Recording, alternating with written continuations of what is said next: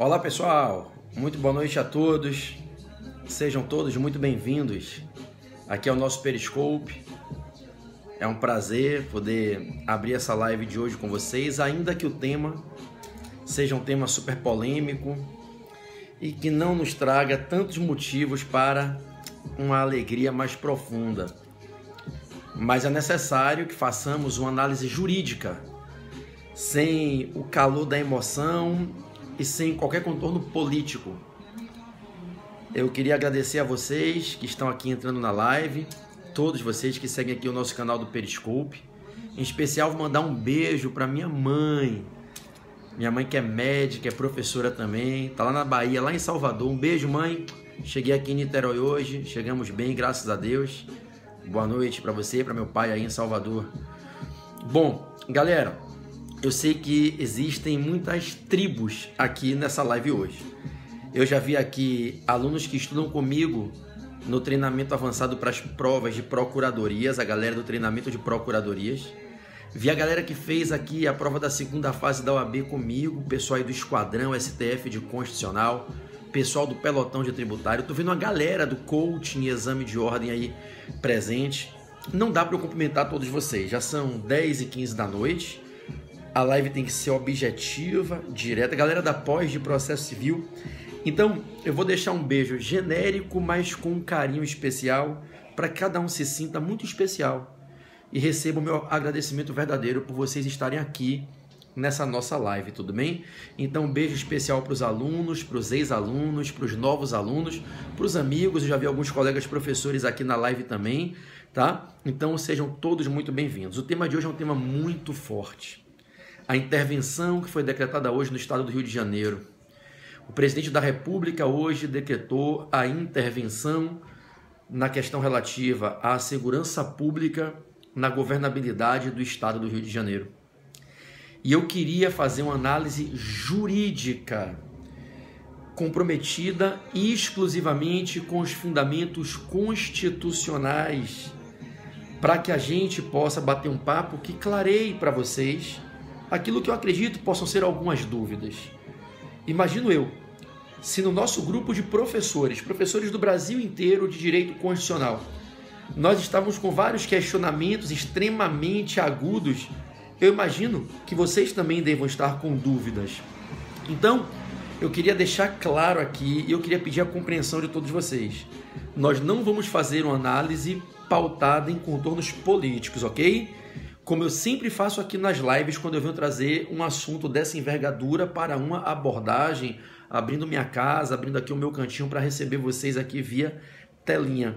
Eu não vou fazer nenhuma análise política e desde logo quero dizer, respeito à diversidade, à divergência, e acho que é salutar que a gente saiba se compreender na diferença, se respeitar na divergência e cada um respeitando dentro de um limite ético, moral, o espaço do outro, a gente convive em paz. Mandar um beijo pro meu parceiro Pedrão, Pedro Henrique, do Nação Jurídica. É um prazer receber você aqui, Pedroca. Deixei uns áudios lá para você. Galera, pode ser que surja uma novidade aí. O PB abraçado com o pessoal do Nação Jurídica aí, tá caminhando para surgir uma coisa boa. E Pedrão, se tudo der certo, eu vou botar, não vão ser 600 não, já vou botar 1.000 pessoas desse evento aí em Fortaleza, viu? Conta comigo. Então, pessoal, para a gente começar, enfim, eu tenho muitos pontos aqui que eu anotei para a gente colocar e refletir, porque eu acho que esse é um tema que está, não vou dizer apenas incomodando, mas está provocando a necessidade de reflexão por parte de todo brasileiro, ok? Então, feita essa preliminar, nenhuma consideração política, por favor, que ninguém venha... Lula, Bolsonaro, Luciano Huck, Temer, deixem as considerações políticas de lado. Esse não é o ambiente adequado, tá certo? A gente se respeita, cada um na sua livre e independente autonomia existencial e autonomia política, mas aqui vamos analisar o fato de hoje. Bom, vamos lá. Quem quiser, pegue caneta e papel, eu vou fazer algumas ponderações que eu acho que vale a pena vocês anotarem. Hoje, o presidente Michel Temer editou o decreto 9288, decreto presidencial 9288 de 2018. Tomem nota, porque caso seja do interesse de vocês, eu até acho que vocês que são operadores do direito devam ter esse interesse, eu acho válida a leitura. É um decreto pequeno, de 5 artigos, mas é bom ler. Para você entender o prazo, eu vou comentar aqui os poderes que foram declarados para o interventor, as regrinhas que foram previstas para um conflito entre as normas da legislação estadual do Rio e da legislação federal. Então eu acho que vale a pena a leitura do decreto. Eu li ele em 5, 10 minutos, depois reli algumas vezes fazendo pontuações. É o decreto 9288, agora de 16 de fevereiro de 2018. Esse decreto vocês encontram no site do Planalto, ok? Então no site do Planalto vocês baixam o decreto oficial ou em qualquer site na internet hoje. Eu acho que esse decreto bombou no Brasil inteiro, em todos os sites e blogs. Deixa eu só tirar a música agora para não atrapalhar. Beleza, vamos nessa. Primeira pergunta: poderia o presidente Michel Temer decretar essa intervenção federal no estado do Rio de Janeiro? Vamos lá, Dani, professora Daniela Rego Silva está aqui comigo, minha parceirinha irmã, vamos embora. Poderia o presidente Michel Temer decretar a intervenção no estado do Rio de Janeiro? Segundo, em se admitindo que sim, poderia ele fazer a decretação da intervenção para que essa intervenção fosse, como alguns estão chamando, eu vi isso muito hoje nas redes sociais, de intervenção parcial, intervenção limitada ou intervenção setorial, é dizer, ele destituiu a autogovernabilidade do estado do Rio de Janeiro apenas na questão da segurança pública. A intervenção não destituiu os poderes de governo, do governo eleito pelo povo fluminense, em questões atinentes à saúde, educação, meio ambiente. Então, duas perguntas preliminares. Poderia o presidente decretar a intervenção no estado do Rio de Janeiro hoje? Se sim, qual seria o fundamento? Podendo decretá-la, ela poderia ser parcial, como foi feita no dia de hoje? Terceira pergunta, e aí eu saúdo a professora Cláudia Molinaro, grande administrativista. Claudinha linda, te amo. É uma honra receber uma professora da sua magnitude, especialista em direito administrativo, em políticas públicas. É um prazer receber você aqui na live, meu irmão. O tema é um tema cascudo aí. Vamos ver se a gente traz reflexões bacanas para todos os amigos do Brasil inteiro. Então, a outra pergunta. O presidente Michel Temer, ao decretar essa intervenção federal, poderia fazê-lo sem ouvir o Conselho da República e o Conselho de Defesa Nacional? E essa é a pergunta que vai provocar o maior número de polêmicas aqui nessa live. Então, repetindo as 3 perguntas iniciais para a gente construir o raciocínio. O presidente teria legitimidade para fazer o decreto de intervenção sobre o estado do Rio de Janeiro? Se sim, qual o fundamento constitucional? Indo além, admitindo-se sua legitimidade, poderia fazer do modo como foi feito uma intervenção parcial, ou seja, o governo do estado do Rio de Janeiro segue na sua autogovernabilidade, na sua autoadministração, nos demais segmentos das políticas públicas, saúde, educação, meio ambiente, etc. Apenas se atingiu a segurança. Isso gera algum tipo de conflito? Isso gera algum problema, já que a governabilidade nos demais segmentos de políticas públicas segue sob o pleno controle do governador Pezão e da administração direta a ele subordinada, mas no que tange à segurança pública, ponto essencial e interligado com os demais, ele perdeu a titularidade da gestão, o poder de comando, né? Então poderia ser feita uma intervenção parcial ou setorial, como alguns vieram chamando hoje, né? E por fim, será que houve vício formal pelo fato de não terem sido convocados os conselhos, que são os órgãos consultivos do presidente e que são de expressa previsão constitucional? Vou dar os artigos aqui para vocês. Será que houve inconstitucionalidade formal na decretação dessa intervenção hoje pelo presidente Michel Temer, que é, antes de tudo, antes de ser presidente, ser político, ele é um grande professor de direito constitucional? Será que houve inconstitucionalidade formal pelo fato de não se ter convocado e não se ter a oitiva prévia do Conselho da República e do Conselho da Defesa Nacional? Bom, apenas para que vocês saibam, já está circulando, eu vou responder obviamente a todas as perguntas aqui, já está circulando a informação na internet. Eu não tenho certeza da veracidade dela, mas acredito que seja, sim, plenamente real, que o Supremo Tribunal Federal, hoje, no apagar das luzes da pauta de hoje no setor de protocolo, já recebeu o ajuizamento da primeira ação em face desse decreto do presidente Michel Temer. E o fundamento jurídico para questioná-lo e pedindo-se medida cautelar para suspender a sua aplicabilidade de imediato seria uma suposta inconstitucionalidade exatamente por não ter ocorrido a oitiva do Conselho da República e do Conselho da Defesa. Ao que li na internet, o artigo não comenta qual é a ação, acredito que seja uma ADPF, porque, em tese, esse decreto não seria atacável por ADI, não obstante seja uma fonte emanada diretamente de norma expressa constitucional, é um ato meramente administrativo, de fiel execução, não tem caráter normativo primário. Em particular, entendo que ele não seria atacável por ADI. Foi ajuizada uma ação. O artigo que está publicado no Globo, no site da Globo, não diz qual é a ação, mas diz que já foi distribuída para a relatora ministra Rosa Weber. Então nós já temos, desde o final da tarde de hoje, uma ação no Supremo, imagino eu, que seja uma DPF. Mandei aqui alguns e-mails, algumas mensagens para alguns amigos que trabalham no STF, não obtive resposta ainda, mas acho que se trata, e aí me protejo aqui preservando o acho, porque li essa notícia há pouco, compartilhei inclusive com meu irmão Rafa, professor Rafael Barreto, e me parece que foi uma DPF com pedido de medida cautelar, de liminar, para suspender o decreto, independente da apreciação. Segunda-feira na Câmara dos Deputados, está marcada. Me parece que o presidente Rodrigo Maia já convocou plenária para segunda-feira em caráter emergencial e dali segue para o Senado. Bom, vamos lá, para a gente ser objetivo. Vamos interpretar os fatos. A intervenção federal é uma medida extremamente drástica, que é prevista expressamente na Constituição para situações excepcionais. A intervenção é um instrumento, é um instituto jurídico que é reconhecido na doutrina do mundo inteiro como instrumento de proteção à estabilidade do Estado federado.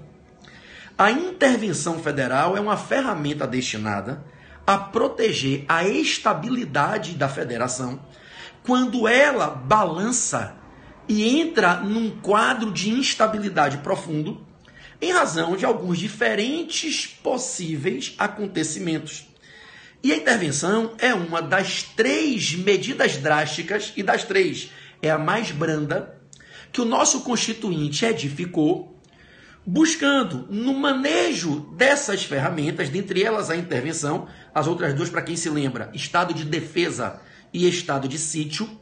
A intervenção, juntamente com suas co-irmãs, as figuras jurídicas do estado de defesa e estado de sítio, são medidas jurídico-políticas idealizadas pelo Constituinte para buscar o equilíbrio, a estabilidade da federação, quando a federação está desestabilizada numa grande crise institucional que coloca em xeque a viabilidade da sua manutenção. Almejando preservar a ordem pública, o bem-estar de todos, o governo federal, em algumas situações excepcionais, elencadas em rol taxativo nos 7 incisos do artigo 34 da Constituição, o governo federal é autorizado, gente, a intervir nos estados do Brasil. Bom, a gente abrindo o artigo 34 da Constituição, eu peço a você que faça esse exercício de leitura junto comigo. Se você abrir o artigo 34 da Constituição, você vai ver que o caput, que é uma linha apenas, ele consagra uma regra que diz que a União não intervirá nos estados nem no Distrito Federal. Só que depois vem uma vírgula que diz, exceto para. Então, o princípio da não intervenção pela União nos estados e no Distrito Federal é excepcionado na parte final do caput do artigo 34, quando então o nosso Constituinte, de forma expressa, diz, olha, mas excepcionalmente, o governo federal poderá intervir na governabilidade de qualquer dos estados membros, hoje são 26, bem como no Distrito Federal. Essa intervenção é uma medida drástica, posto, por via dela, o governo federal tira das mãos do governante estadual o controle, a autonomia estadual, especialmente no que tange a autoadministração e a autogovernabilidade, 2 dos 3 pilares essenciais da autonomia de um ente político na federação, auto-organização, auto-administração e autogoverno. A autogovernabilidade e a auto-administração são relativizadas por força da intervenção, já que o governo federal toma para as suas mãos essa autogovernabilidade. Bom, os incisos do artigo 34 definem quais seriam essas hipóteses em que a intervenção pode ser decretada e, como consequência, o governo local fica destituído do comando E o governo federal assume esse comando através da nomeação de uma figura que hoje foi muito badalada, que é a figura do interventor. O interventor será aquela autoridade que pode ser civil ou militar, não há qualquer restrição na Constituição para a nomeação de um militar, inclusive pela peculiaridade do caso que envolve o Rio de Janeiro na questão da segurança, achei que foi de bom grado a escolha de um militar do mais alto posto, de profunda competência, seriedade, um homem que, se vocês forem pesquisar, como eu fui pesquisar a história dele, é um homem respeitadíssimo, não só no cenário militar em que alcançou todas as patentes possíveis, está no último posto, somente 15 oficiais no Brasil atingiram a envergadura no cargo que o general Braga conseguiu atingir. Então achei que foi feliz a escolha, mas não é o caso de emitir opiniões pessoais aqui ainda. Então eu quero só colocar que não há nenhum empecilho, não há nenhum impedimento constitucional ou legal à escolha de um militar. E em especial para o caso peculiar que estamos vivendo, talvez tenha sido uma escolha sábia. O tempo vai mostrar se foi ou não. E é claro que quando a gente fala de intervenção com a condução de militares, o que não quer dizer que foi uma intervenção militar, um golpe militar, nada disso. Foi uma intervenção do governo federal, do governo estadual, uma intervenção jurídico-política com a condução de um personagem, que é o interventor, que será um militar. Não há qualquer, a priori, não há qualquer inconstitucionalidade no fato de termos essa decretação de intervenção com a nomeação de um militar general do último posto como o interventor. Bom, vamos aos fatos, vamos adiante. Então, dentre esses motivos que estão nos incisos do artigo 34, 2 deles foram muito debatidos hoje, e um deles aparece como fundamento central legitimador da decretação de intervenção. Lorete, minha irmã, um beijo para você, querida. Então, Lorete foi minha aluna na segunda fase de Direito Tributário. Um beijo ter você aqui, sabe o carinho que eu tenho por você. Então, vamos lá, caminhem junto comigo. Então, o que é que ocorre? Hoje, o presidente expôs que o fundamento central seria o do inciso 3º.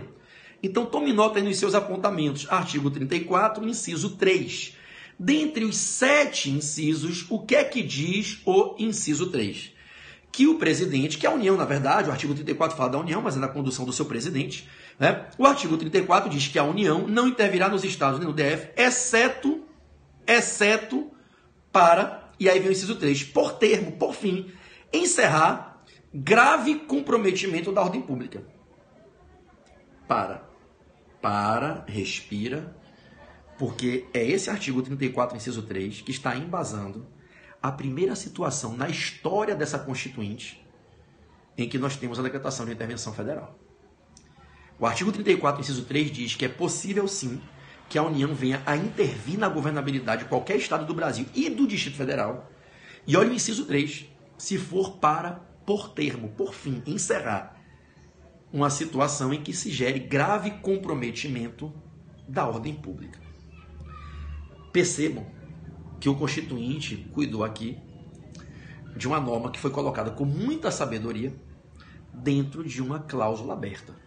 Afinal, vos indago, alguma dúvida que está escrito no texto constitucional que a União pode intervir no Estado do Rio de Janeiro e em qualquer outro, total ou parcialmente, para pôr termo a grave comprometimento da ordem pública? Alguma dúvida disso? Nenhuma. É só saber ler. A questão é, o que seria uma situação que esteja gerando grave comprometimento à ordem pública?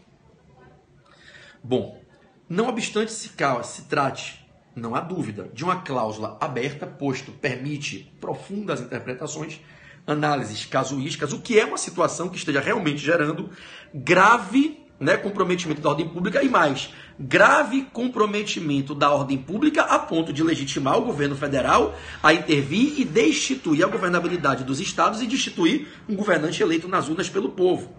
O que seria o grave comprometimento da ordem pública? Meus amigos, eu vou ser muito objetivo aqui, porque senão a gente se perde, tá certo? E pelo avançado horário não dá pra gente fazer grandes ilações aqui, mas eu vou ser muito objetivo e acredito que o bom senso nos unirá aqui nessa live e vocês vão concordar comigo. Diante de tudo que vocês viram nos últimos dias, diante de tudo que vocês vêm assistindo em todos os cantos do Brasil nos últimos anos, vocês acham que a situação no Rio de Janeiro não coloca em risco, não gera grave risco à ordem pública, à paz social, ao bem-estar das pessoas, de bem ou não, da sociedade brasileira? Eu acho que é chover no molhado abrir aqui uma discussão para ponderarmos se está ou não materializado, no caso concreto, o tipo aberto constitucional do artigo 34, inciso 3. Eu acho que é um entendimento unânime. Hoje eu não vi ninguém falar diferente disso, porque acho que não dá para falar diferente. Então eu não vou me alongar narrando os episódios. Gente, eu acredito que estejam aqui na live pessoas de todos os estados do Brasil. De longe do Rio, vocês devem sentir a angústia quando vocês veem essas imagens. Imagine as pessoas que moram aqui. Imagine as pessoas que levam seus filhos às escolas e não sabem o que vai acontecer durante o dia nas escolas. Então, para a gente não trazer para um tom de dramaticidade, que eu quero fazer uma live técnica com vocês, eu vou pular essa etapa e vou me permitir dizer, está consumado sim o fato que permite a intervenção. Está consumado sim o evento sociopolítico que legitima a medida jurídico-política de intervenção federal no estado do Rio de Janeiro. Então, indago minhas condolências, Dudu Farias, a você e sua família. Eu não consigo mensurar o que é a perda de um filho. Eu sou pai de 2 crianças e recentemente um grande amigo nosso também perdeu um filho e eu peço muito a Deus que seja misericordioso e me poupe de um dia viver isso. Eu não tenho como mensurar o que é a sua dor. Em meu nome, de todos os alunos da live, receba você e sua família minhas sinceras condolências. Respeitosamente a sua dor e da sua família. Tá bom? É difícil ouvir isso de um aluno e o olho não marejar, né? Ainda mais quando a gente é pai. Mas eu tenho que voltar. Então eu vou continuar a live, tá certo? Vou pedir a todos vocês agora que segurem as mensagens, porque senão vai travar. O Periscope já sinalizou para mim aqui, já deu aquela piscada, que se a gente continuar com muitos algoritmos aí de digitação, vai travar a transmissão. Então, vou pedir a todos que segurem, por favor, as mensagens a partir de agora, tá certo? Vamos lá, voltemos. Então, vamos fechar esse primeiro quadro. É legítima a decretação da intervenção federal. Então, primeiro ponto. Primeira pergunta das que eu fiz no início da live. Poderia o presidente Michel Temer decretar a intervenção federal? Poderia, nos termos do artigo 34, inciso 3. Ok? Ok. Bom, poderia ser intervenção parcial? Essa pergunta vem diante do silêncio do texto constitucional. E eu vou compartilhar com você a reflexão que eu vinha construindo, dialogando com meu irmão, o magnífico professor Rafael Barreto, que vocês sabem que, apesar de ser mais novo que eu, é meu grande mestre, é com ele que eu tiro todas as minhas dúvidas, é o meu professor particular, um pequeno gênio, né? Rafa, desde menino pequenininho, sempre foi muito precoce, muito prodígio, tem uma genialidade imensurável. E a gente veio conversando muito hoje ao longo da tarde, inclusive ele vai amanhã fazer um bate-papo muito legal no canal dele no YouTube sobre esse assunto, e a gente chegou a uma conclusão, percebam, o texto constitucional não fala sobre intervenção total ou parcial, intervenção que alguns hoje chamaram de genérica ou setorial. O artigo 34 apenas fala que a União não interverá, exceto nas hipóteses dos incisos, ok? Nesse contexto, a reflexão que eu fiz com o Rafa foi a seguinte: matou. Rodrigo Burger, matou. Você matou exatamente, você tirou a conclusão aqui da minha boca. Se pode o mais, por que não o menos? Não é isso? Então, a gente chegou a uma conclusão, e essa conclusão tem sido compartilhada por vários professores também em outros grupos de WhatsApp que a gente frequenta, que não haveria, em tese pelo menos, qualquer vício que maculasse o ato do presidente Michel Temer, pelo fato que foi muito discutido hoje, de a intervenção ter sido setorial, restrita à segurança pública. Até porque, imagino eu, que se fosse necessário, e talvez até seja no Rio de Janeiro, e não só no Rio, talvez em outros estados, mas imagino eu o tamanho da drasticidade, da complexidade das medidas a serem adotadas pelo governo federal se essa intervenção viesse de modo genérico, recaindo sobre saúde, educação, sobre todas as políticas públicas do governo estadual, e ainda mais de um estado do tamanho, do volume populacional e do momento de falência orçamentária do Rio de Janeiro. Então, vou superar essa segunda pergunta adotando de público o meu posicionamento, junto com o do meu irmão, professor Rafael Barreto, PB e RB, que não há qualquer inconstitucionalidade, pelo menos isso é o que nos pareceu, no fato de a intervenção ter sido restrita à segurança pública, ainda que o texto constitucional nada fale sobre o assunto, ok? A gente vai chegar no terceiro tema, que é o mais palpitante, é o que mais desafiou ao longo do dia de hoje os colegas do magistério jurídico, os colegas da escrita constitucional no país inteiro. Gente, eu tenho o privilégio de participar de um grupo com 256 professores no WhatsApp. E a gente brinca que a vaga ali é vendida. Para entrar, só se alguém morrer, for expulso ou desistir. Então é um grupo que tem colegas muito estudiosos de todo o Brasil. E a gente discute muito, o dia inteiro, questões de relevo. E hoje, o ponto que mais desafiou os colegas no grupo foi o seguinte: poderia ser decretada a intervenção sem a oitiva prévia do Conselho da República e do Conselho da Defesa Nacional? Para quem não conhece essas figuras, permitam-me fazer um rápido comentário, porque esse é o ponto mais importante dessa primeira parte da live. Depois eu quero falar das PECs e da reforma da Previdência, que é o ponto para a gente fechar com chave de ouro daqui a alguns minutos a transmissão. Mas para essa primeira parte da live, que é analisar a decretação da intervenção, depois a gente vai analisar os desdobramentos e a questão de se poder ou não deliberar sobre emendas constitucionais. Vem a pergunta aqui que eu faço, talvez o artigo 36 sirva como uma boa base ali. É verdade. Vale a pena refletir sobre ele, né? Sobre o texto dele em especial. Mas vamos lá, para a gente não voltar agora mais, tá certo?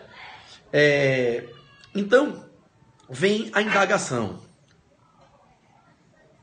Não vem o ensinamento, para quem não conhece. Os artigos 89, 90 e 91 da Constituição, eles são os 3 últimos artigos do capítulo do Poder Executivo Federal na Constituição. 89, 90 e 91. E nesses 3 artigos aparecem essas 2 figuras jurídicas que estão em total evidência nesse momento. O Conselho da República, que é o órgão de consulta máxima do presidente, e o Conselho da Defesa Nacional. Ok? Bom, para quem não tem intimidade com a Constituição, um rápido lembrete: a Constituição do Brasil é dividida em 2 partes, no que tange a estrutura normativa dela, né? Vamos lá, rapidamente aqui, vamos como se estivesse dando aula. A Constituição tem 2 partes, é uma Constituição binária, o preâmbulo e o articulado. O preâmbulo não tem normas jurídicas, ok, é desprovido de caráter normativo, e o articulado é o conjunto de artigos que abrigam as normas constitucionais, que são as normas dotadas de supremacia na ordem jurídica. O articulado se subdivide em 2 partes.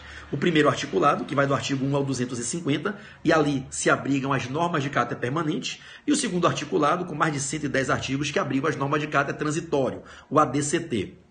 O articulado que nos interessa aqui é o das normas de caráter permanente, é o primeiro articulado, que vai de 1 a 250. O segundo articulado recomeça do número 1 lá no ADCT e vai até o 117, 120, não lembro de cabeça agora, foram muitos artigos no final do ano no ADCT, me deu um branco aqui.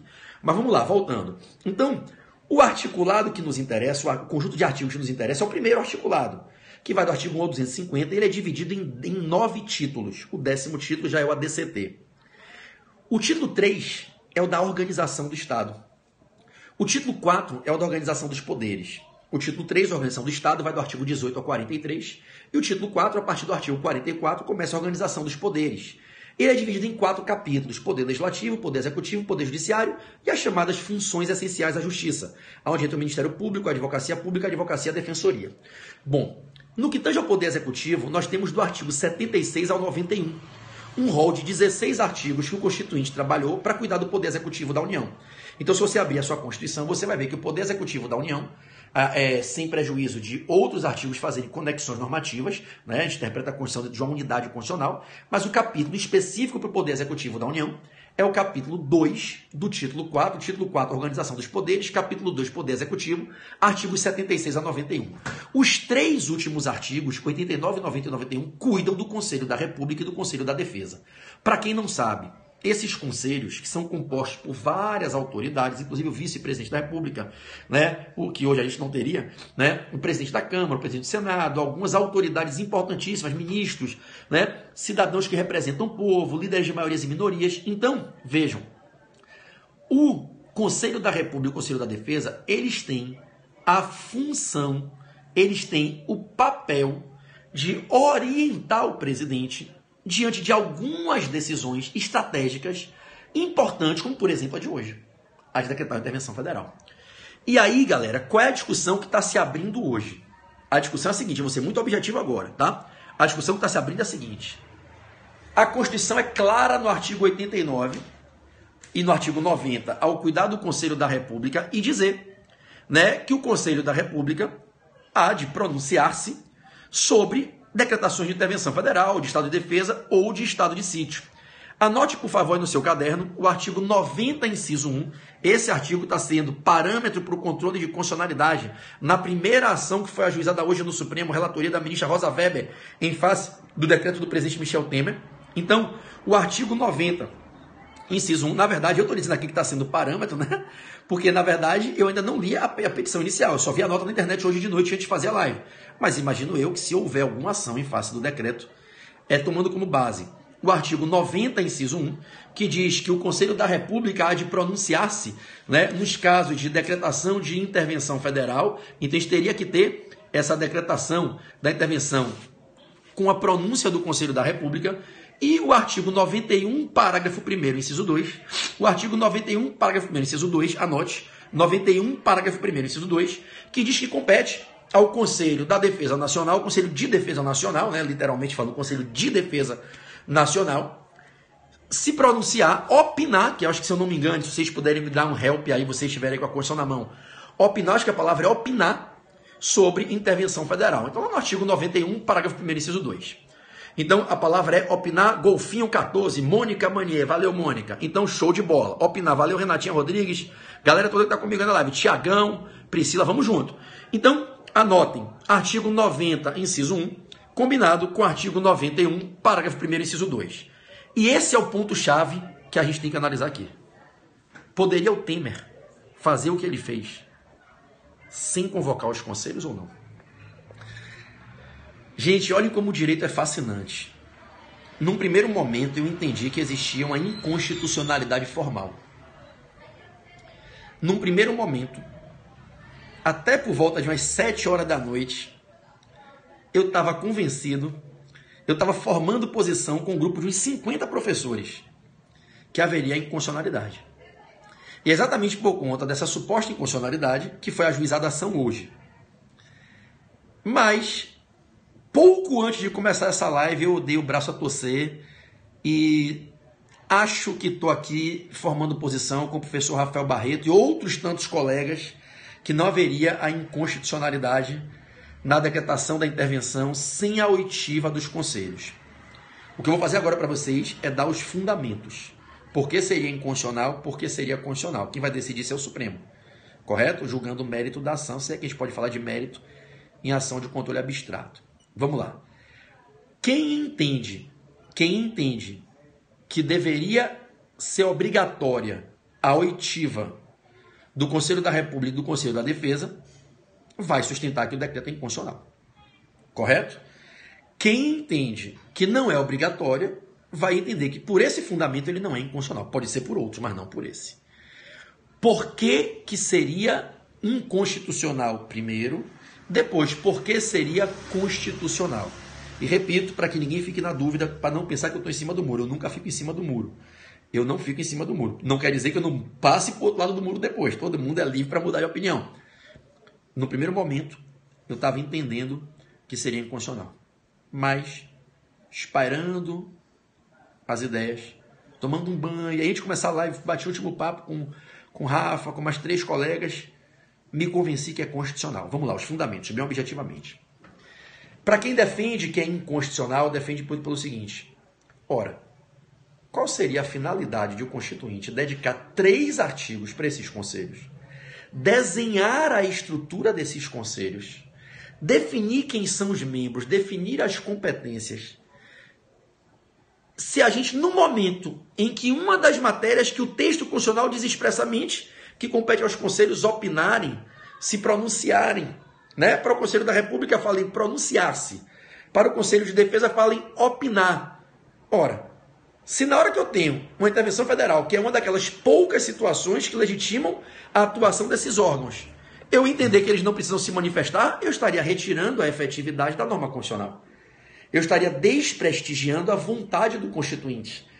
Então, muitos colegas estão interpretando o texto dos artigos 89, 90 e 91, principalmente o 90 e 91 que eu citei aqui, tá? 90 inciso 1 e 91 parágrafo 1º inciso 2, no sentido de que o dispositivo constitucional não pode ser mero figurante do texto. Admitir que o Temer possa decretar intervenção sem pelo menos ouvir, ainda que o parecer seja opinativo e não tenha efeito vinculante, que o Conselho da República, o Conselho de Defesa, independente do que eles falem, não vinculam o Temer. Mas ignorar e não ouvir é passar por cima de um procedimento, de um rito que o Constituinte teria estabelecido. Ora, se for assim, poderíamos dizer que não precisa esperar o parecer do TCU para julgar as contas do presidente da República. Afinal, atos de mero parecerismo, meramente opinativos, não vinculam, não decide nada. Então, qual é a importância? Me parece que quem está defendendo a obrigatoriedade da oitiva prévia dos conselhos, e nesse mistério a inconstitucionalidade do decreto do presidente Temer, está entendendo que não se poderia fazer do texto constitucional letra morta, e está entendendo que decretar intervenção sem ouvir os conselhos, sem convocar os conselhos, seria ignorar o rito escolhido pelo Constituinte. Haveria uma burla ao procedimento constitucional. Vocês entendem, meus amados? E aí você vai dizer, mas PB, qual a importância de ouvir o conselho se ele não tem o poder de definir nada? É a mesma importância de quando você escuta seu pai e sua mãe, mesmo sabendo que quem vai tomar a decisão é você. Quantas vezes você não mudou de opinião por ouvir um conselho de sua mãe ou de seu pai, ou do seu melhor amigo, sua melhor amiga, ou de um sábio companheiro ou companheira de vida, de um sábio professor? Quantas vezes na vida a gente não voltou atrás de uma decisão que já tínhamos como tomada, transitada em julgado, após uma mera oitiva? Quem de vocês, em suas estruturas familiares, nunca teve aquelas reuniões de família em que a palavra de vovó, ou como se diz na minha Bahia, de voinha, termina fazendo todo mundo mudar de opinião? Então o Constituinte, ele também prestigiou essa ideia de que antes de o chefe de Estado e de governo, presidente, que acumula as duas chefias, tomar uma medida muito drástica, como é uma intervenção federal, destituindo um governo eleito por um povo em certo estado da governabilidade, deveria ele escutar figurões que estão ao seu lado e representantes do povo. Porque no Conselho, se vocês analisarem a estrutura dos conselhos, nós temos pessoas ali que representam o povo na composição dos conselhos. Então, quando você fala, principalmente lá do Conselho da República, que é o órgão de consulta máxima, caramba, quando você vai olhar quem são os membros do Conselho da República, no artigo 89, inciso 7, tem 6 cidadãos brasileiros natos, eles estão ali representando o povo. Então, para não alongar nos argumentos, que se deixar a gente fica falando aqui até 5 horas da manhã. Para concluir a primeira corrente, essa primeira corrente de pensadores, que hoje formou opinião, entendendo que o decreto é inconstitucional por não se ter ouvido os conselhos, essa primeira linha de pensadores entende que é obrigatória a oitiva prévia sim, que essa não oitiva gera um vício formal, um desrespeito ao rito estabelecido pelo Constituinte para a adoção pelo chefe de Estado e de governo de uma medida drástica como a que foi adotada hoje no Estado do Rio de Janeiro. O Constituinte teria definido um rito. Não poderia o presidente passar por cima desse rito, ainda que sabendo que ele não é obrigado a se vincular à opinião dos conselheiros ao parecer emitido pelo Conselho. Tudo bem, meus amados? Tudo bem. Bom, e o outro fundamento? E na linha de pensamento oposta?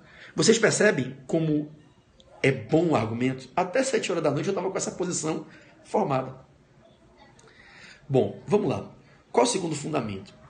Uma decretação de intervenção federal, não necessariamente em todos os casos, mas especialmente numa hipótese como a do inciso 3º, para pôr termo, para encerrar, para dar um basta em estado de emergência a uma situação que está comprometendo a ordem pública, ela requer celeridade. E aí vem uma reflexão que faz com que a gente pondere, e muitas vezes, como em toda a nossa vida, a gente desburocratize procedimentos e tramitações e quebremos regras que sabemos que por trás delas existe uma lógica. Nenhuma regra, aliás, nenhuma norma surge se antes dela não houvesse se consumado um fato que inspirou um valor que tornou carecedora essa norma, que nos tornou carecedores dessa norma. Por trás da regra existe uma lógica que justifica a existência dela. Mas quantas vezes na sua vida, você que está me assistindo, você não já quebrou regras? Uma das frases mais espetaculares que certa feita eu ouvi, e ela me fez mudar muito a minha forma de ver a vida, foi... Vou abrir um parêntese aqui para fazer um pouquinho de coach aqui com vocês. Agir como coach, fazendo um pouquinho de coaching com vocês. Uma das frases mais espetaculares que mudaram a minha forma de ver o mundo, de pensar a vida. E eu tinha 18 anos quando eu ouvi essa frase, eu tenho 40. Esse ano eu faço 41. É uma frase que diz assim: quanto às regras, é basilar que elas sejam cumpridas. Mas cumpri-las não é ato que revela sabedoria. E sim, disciplina. Sabedoria existe quando se alcança um nível de sensibilidade e equilíbrio suficiente para entender quando se devem, por que se devem e até quando se deve quebrar as regras. Cumprir regra é o básico. É ato de disciplina, de respeito. As regras existem para preservar um bem comum. Todavia, é importante ter essa sensibilidade que relativiza um pouco do excesso de cartesianismo, para entender que às vezes a gente precisa sim quebrar regras. Quantos de vocês não já quebraram regras nas vidas de vocês? Então, o que se está colocando aqui na segunda corrente quanto ao decreto do Temer e a não oitiva dos conselhos é a seguinte: será que o estado hoje de guerra civil que o Rio de Janeiro está vivendo, será que o estado de pânico que as pessoas estão vivendo no Rio de Janeiro, vocês viram imagens na televisão dos espancamentos, dos arrastões, dos assaltos? Mas uma coisa é você ver na televisão um fato isolado, uma coisa é você viver o dia a dia. Eu não estou falando, cara, do Leblon, onde houve o assalto do supermercado, de Ipanema, onde houve o arrastão na praia. Cara, eu estou falando, isso me dá arrepio, do subúrbio. Eu estou falando de Piedade, cara, onde eu morei durante quase 10 anos da minha vida. Eu estou falando de Cascadura, de Madureira, de Engenho Novo, de Fazenda Botafogo. Eu estou falando de Jardim Anchieta, de Jardim América, de Ricardo Albuquerque, de Santa Cruz, de Deodoro, de Colégio, Coelho Neto. Eu estou falando do lugar, amigo, em que você olha para Deus e pergunta: Senhor, o Senhor está aí mesmo? Aonde o couro come, a bala de traçante faz luz de madrugada e a criança chora e você não consegue dormir porque no seu ouvido tem o barulho do grito do sangue derramado, da criança que uiva muito mais do que chora, da bala que faz um pim, pim, pim, pim, insuportável. Eu estou falando de Guadalupe, da Baixada, eu estou falando de Realengo, de Padre Miguel, de Irajá, eu estou falando desse Rio de Janeiro que eu conheço, porque eu morei no subúrbio. Eu trabalhei no camelô de Madureira, eu fui suburbano em Madureira, então eu sei, não obstante vinha de uma família tradicional em Salvador, de classe média alta e de posição aristocrática, eu vim para o Rio de Janeiro com 18 anos e conheci a realidade do subúrbio.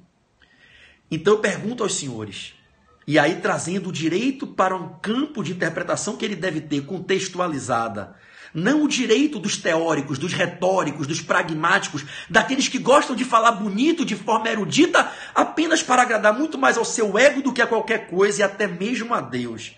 Eu falo de um direito do dia a dia, de um direito que tem que ser comprometido com a aplicação de suas normas antenadas à realidade social que a população vive. E eu indago diante dessa realidade de quem está aqui no Rio de Janeiro, vendo amigos, filhos, colegas policiais, colegas juízes, promotores sendo assassinados à luz do dia, todos os dias. Dava para esperar a convocação dos conselhos? Pessoal da Pavuna, eu já peguei muito metrô aí para Pavuna. Última linha, né? Última estação, Pavunão. Então, eu pergunto a vocês, será que errou o presidente? É que eu não estou fazendo nenhum juízo de valor quanto ao governo dele, quanto à pessoa dele, pelo amor de Jesus Cristo, viu? Para não começar aquela maluquice de fora Temer, fora Dilma, Bolsonaro, pelo amor de Deus.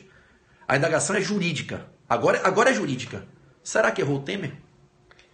Ao decretar a intervenção, sem ouvir o Conselho da República e o Conselho da Defesa?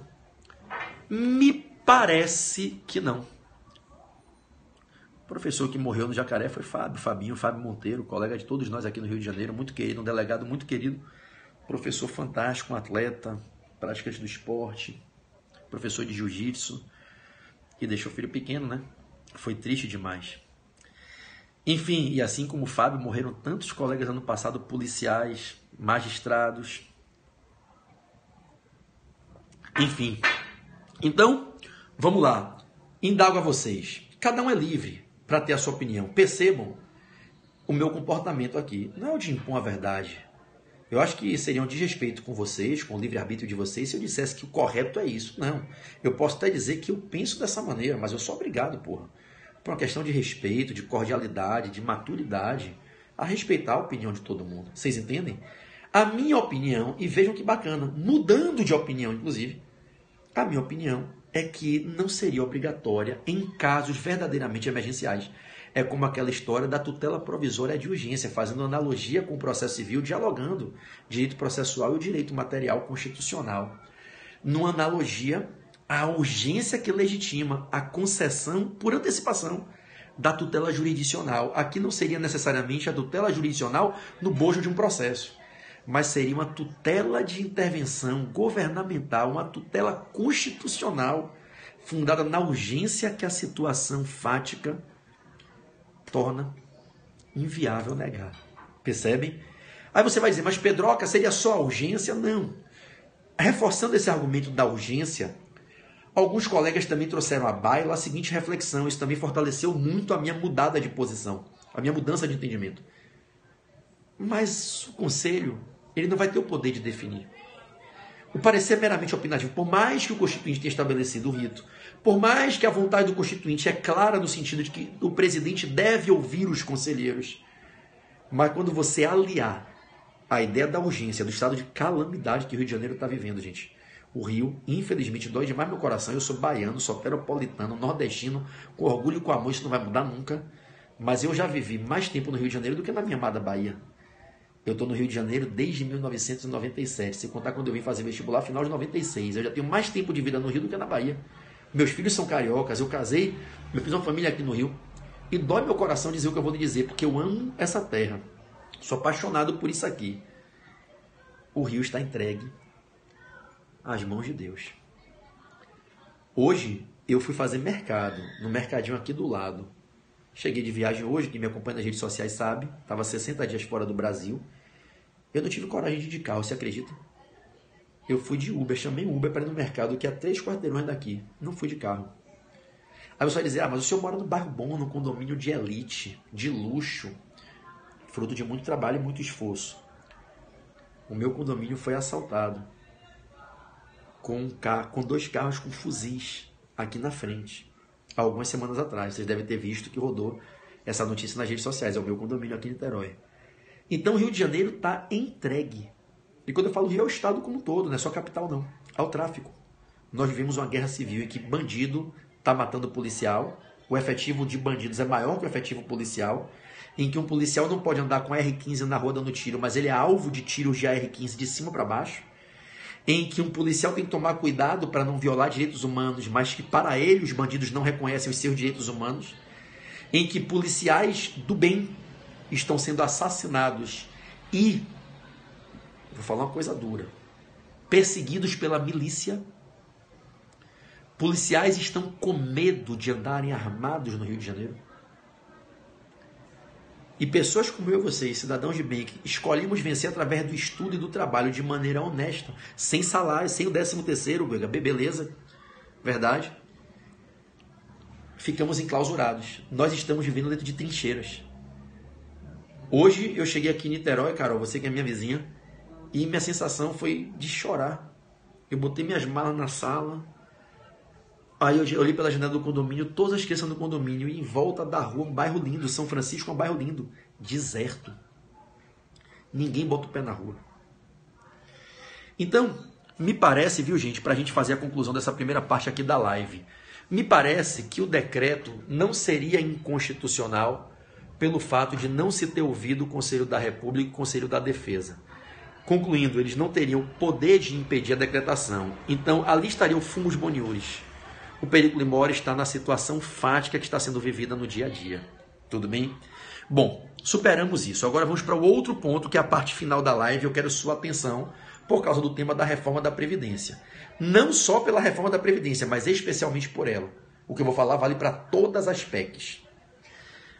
A primeira pergunta que muita gente me fez foi: PB, se ele decretou a intervenção federal, a Constituição, no artigo 60, parágrafo 1º, é clara. Não se pode emendar. Pois é, Ronaldo, isso é difícil demais. Eu estou lendo esse seu comentário e a que ponto a gente está chegando? Um policial honesto andando com medo de milícia. E há alguma mentira nisso? A gente está falando a verdade. É ou não é verdade? Então, vejam bem. Ai. Márcia Lenita, nossa. Condolências da sua família, viu, Márcia? Que Deus abençoe muito vocês aí, dê muita força espiritual para vocês superarem essa, viu? Vamos lá, voltando. Eu conheci agora em Orlando uma família que acabou de se mudar para lá, daqui de Niterói também. Um engenheiro casado com uma médica, com 3 filhos, 2 adolescentes e um pequenininho com 4 ou 5 anos mais novo. E foram vítimas de assalto. E ele tomou corneada na frente dos filhos e rasgaram a roupa da mãe na frente dos filhos, molestaram a mãe. Aqui na direção de Camboinhas, de Piratininga, aqui das praias. E os caras têm uma condição financeira boa, meteram o pé, foram embora. E foi com visto de turista até 180 dias e estão dando agora entrada para tentarem um green card para poderem ficar de vez lá. É uma situação terrível. Mas enfim, eu não estou aqui para ficar passando tragédia e desgraça, porque senão todo mundo vai começar a chorar aqui. Como professor orientador de vocês, meu papel é trazer esperança, é trazer luz, trazer reflexões que pelo menos confortem seu coração, né? Porque a gente não pode acabar o dia mal. O dia já é difícil para todo mundo. Se no final a gente ainda tiver, né, que levar angústia para a cama, para dormir, na hora que a gente vai dormir é terrível. A gente tem que acabar essa live bem, resgatando amor, paz no coração, fé e esperança. Mas vamos lá, juridicamente ainda tem um ponto importante. A primeira pergunta que mais veio pelos alunos para mim, a pergunta que mais veio pelos alunos foi: PB, é possível emendar a Constituição? Porque a reforma da Previdência está indo para a fase final, né? Para ser votada. E vejam bem, o artigo 60, Luizão, parágrafo 1º da Constituição é claro e diz que não se pode emendar a Constituição na vigência de intervenção federal, estado de defesa e estado de sítio.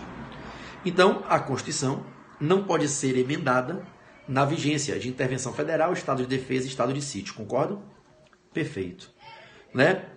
Então, o que acontece? Em tese, preste atenção agora, eu quero a atenção de vocês para reflexão. Em tese, nenhuma emenda pode ser artigo 60, parágrafo 1º. Nenhuma emenda pode ser aprovada. O Temer anunciou algo hoje que na hora que eu vi ele falando, não acreditei. Até porque o Temer, com todo respeito a todos os outros presidentes, o Temer não é o Lula, o Temer não é a Dilma, Temer não é Collor, Temer sabe direito constitucional, o Temer é professor de direito constitucional. E o presidente Michel Temer anunciou que quando a PEC estiver pronta para ser votada, ele revoga o decreto, revoga o estado de intervenção por alguns dias, a PEC é votada, é provavelmente aprovada, ela só vai ser levada à votação, obviamente todo mundo sabe disso, depois que a articulação for feita, não vai ser levada ao Congresso sem que tudo esteja definido nos bastidores antes, a votação vai ser meramente simbólica, a gente sabe disso, né? E aí, depois da aprovação da emenda, as mesas diretoras da Câmara do Senado promulgam, e aí ele decretaria novamente a intervenção. Senhores, deixa eu falar uma coisa para vocês. Quando eu vi isso, eu caí para trás. Mas na mesma hora, o grupo começou a bombar no WhatsApp dos professores. Que é isso? Isso é uma manobra, isso é uma fraude constitucional. E o nome que bombou hoje no nosso grupo de professores do Brasil inteiro, gente, professor de tudo quanto é estado do Brasil, foi fraude constitucional. Ora, vamos lá, vamos refletir com cautela aqui. Peraí, o que a Constituição diz? Que você não pode emendar a Constituição na vigência de intervenção federal. Por quê? Porque na vigência de uma intervenção federal, de um estado de defesa que é mais grave, ou de estado de sítio que é mais grave ainda, né? Você não pode mexer na lei fundamental. É como se você pegasse, no momento que o mar está no maremoto, que está com as ondas subindo para um lado e para o outro, e você querer inverter a porra da hélice central do navio. É óbvio que vai tombar. É como, vou fazer uma analogia bem simples para o dia a dia de todos nós. É bárbaro. Isso realmente é bárbaro. Vou fazer uma analogia que acho que cabe para todo mundo aqui entender com simplicidade, trazendo o direito constitucional para a linguagem acessível de todos. Sabe quando você, depois de um desgaste de tantos anos de casamento, vive aquela crise com sua esposa, com seu marido? Sabe quando você está naquela crise do seu namoro, que tá você e seu namorado, vocês estão se espinhando, que basta um olhar torto para o outro que já está dando confusão? Não é um momento desse que você tem que tomar uma decisão de nada que seja importante. Porque quando a gente está numa crise institucional, a gente fica desprovido do melhor equilíbrio racional para fazer as melhores escolhas. E assim como é com todos nós, o Constituinte quis para o nosso Estado federado. E ele disse, não se pode emendar a Constituição na vigência de intervenção federal. Aí você vai dizer, ué, PB, mas ele revoga, ele faz um decreto, revoga o decreto de intervenção, saímos do estado de vigência de intervenção, aprova-se a emenda, depois ele decreta de novo. Eu pergunto, é pro forma, é meramente formal. Você não quebra a continuidade da intervenção. Como assim? Então quer dizer que ele decretou a intervenção hoje. Tudo bem que ainda tem que ter um passo formal ainda, que é aprovar na Câmara, aprovar no Senado. O que deve acontecer segunda-feira na Câmara, terça-feira no máximo no Senado, se bobear na própria segunda no Senado. E a intervenção está aprovada, o interventor assume, né? Braga assume, e aí passam-se algumas semanas, não sei quanto tempo, talvez 10 dias, talvez um mês. Bingo! Revoga-se. 3, 4, 5 dias depois, faz de novo. Ué, peraí, vamos lá. Pergunto a vocês. Houve cessação da intervenção? Não houve, me desculpem. Não houve. É um drible casuístico à Constituição. E aí, aonde eu quero chegar, viu? Todos prestem atenção aqui no que eu vou dizer. Em particular, eu entendo. E é só uma opinião pessoal, tá certo? Não quer dizer que ela vai prevalecer. Eu até acredito que muitos de vocês vão concordar comigo. Mas juridicamente, eu não acho que ela vai prevalecer, não. Mas vamos lá, olha qual é a minha opinião. Eu entendo que se ele fizer essa besteira de revogar o decreto de intervenção para viabilizar que o Congresso aprove a PEC da Previdência, a emenda suja seja promulgada, emende-se a Constituição, emendada a Constituição, ele decreta a intervenção de novo, não tenha dúvida que vai ter ADI em face da emenda no dia seguinte. E vou lhe dizer mais. O Supremo é quem vai ficar com a palavra final nas mãos sobre a PEC da Previdência. Você sabe por quê? Eu queria que vocês captassem isso juridicamente agora. Captem quem é que vai definir a reforma da Previdência. Se vier desse jeito, o Temer revogar o decreto de intervenção para que o Congresso aprove a PEC for aprovada e se emenda a Constituição, vem lá parágrafos novos no artigo 40 dígito A, 40 dígito B, lá no 201 do RGPS, bota outros artigos, que é o que vai acontecer provavelmente. O que é que vai acontecer? Essa emenda veio a emenda, no dia seguinte tem ADI, possivelmente do Conselho Federal do AB, de alguma confederação sindical, de alguma entidade de classe de âmbito nacional, e vocês sabem o que é que vai acontecer? Ajuizada a ADI, o Supremo pode, em sede de medida cautelar, massinha, suspender a aplicação da emenda e a reforma fica suspensa. Ou seja, a emenda sendo aprovada num dia, cabe a DIN no mesmo dia. E o Supremo pode, distribuída por relator, imediatamente conceder a medida cautelar e suspender. E sabe qual é o fundamento jurídico para o Supremo declarar a inconstitucionalidade da emenda e a emenda não produzir efeito nenhum? Você sabe qual é o fundamento jurídico? É dizer que a emenda foi feita na vigência de intervenção federal. Vocês entendem, meus amigos? Então, esse pode ser o grande problema. Raquelzinha, que bom te ver aqui. Saudade de você, minha irmã. Né? Esse pode ser, Diana, lá de Belém, esse pode ser o grande problema de ele tomar essa medida. E para a gente encerrar, que meu amigo querido, o professor Pedro Lenzo, irmãozinho aí querido, a gente até se falou ontem, cara que eu tenho um carinho, um amor incrível, já está na live, eu quero assistir a live dele. E vou sair puxando todo mundo para a live do Pedro Lenza para a gente ir para lá assistir o Lenza, mas só para a gente encerrar. Eu não posso deixar de fazer um último comentário. Meu irmão me chamou a atenção para algo que causou muita estranheza. Vocês perceberam que o Temer decretou a intervenção até 31 de dezembro, que é o último dia do mandato dele? Eu não sei, eu posso estar errado. Meu irmão pode estar errado, mas Você não acha que isso foi estranho? Eu vou deixar cada um tirar suas conclusões. Mas eu achei estranho. Ele decretar uma intervenção federal, podia ser por 30 dias, por 60, por 90, mas até 31 de dezembro, exatamente coincidindo com o final do mandato dele. Acho que tem muita coisa estranha que pode acontecer. Não vou me precipitar falando não, mas eu acho que vocês podem perceber aí o que pode vir pela frente. Galerinha, pra gente se despedir aqui, eu não sei se vocês gostaram. Vocês viram as enquetes que eu tô fazendo no Instagram? Eu comecei essa semana e tá tendo adesão grande. Eu tô botando todo dia uma enquete de falso ou verdadeiro, sim ou não. Lá no Instagram, Eu Amo Constitucional, e no Instagram, Eu Amo Tributário.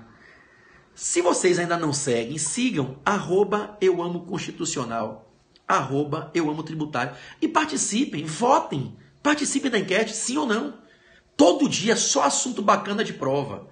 Se tiver alguém na live que ainda não segue meu Instagram pessoal, meu Instagram pessoa física é Pedro Barreto, Portal F3. Qualquer dúvida que vocês tenham, mandem lá no meu Instagram, Pedro Barreto, com TTO, Barreto com 2T, Portal F3. Eu espero que essa live tenha ajudado, clareado algumas coisas, tirado algumas dúvidas de vocês. Como eu disse, foi uma análise jurídica sobre alguns dos principais pontos que bombaram hoje.